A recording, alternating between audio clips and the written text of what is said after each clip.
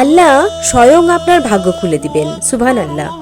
দোয়াটি জানার আগে আল্লাহকে ভালোবেসে ভিডিওতে একটি লাইক ও চ্যানেলটি সাবস্ক্রাইব করে দিন।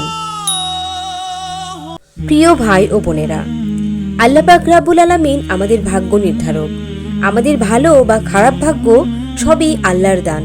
তবে একমাত্র আল্লাহই পারেন আমাদের ভাগ্য খুলে দিতে। আল্লাহ পাক রব্বুল আলামিন তার দোয়ার মাধ্যমে আমাদেরকে শিখিয়েছেন কিভাবে আমরা আমাদের ভাগ্যকে পরিবর্তন করতে পারি, কিভাবে আমরা আমাদের ভাগ্যকে উজ্জ্বল করতে পারি।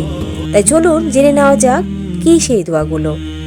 প্রথমত, ইয়া আলিমুল হাকিম 33 বার পড়তে হবে। নাম্বার 2, ইয়া রাজ্জাকুল মাতিন 33 বার। নাম্বার 3, ইয়া হাইয়্যু ইয়া আল্লাহ 33 বার। নাম্বার 4, ইয়া কাইয়ুম ইয়া রহমান 33 বার। সবশেষে সূরা ইখলাস পড়বেন 12 বার। রাত 12টার পর অজু অবস্থায় পবিত্র স্থানে নীরবে বসে আল্লাহর পবিত্র 4টি নাম পড়ে ঘুমিয়ে যান। আর ফলাফল নিজ চোখেই দেখুন। এই আমলটি মাত্র 21 দিন করুন। ভিডিওটি শেয়ার করে দিন যেন আপনিও অন্যের দোয়ায় শামিল হতে পারেন এবং অন্যেরাও এই আমল করে তাদের ভাগ্যকে উজ্জ্বল করতে পারে।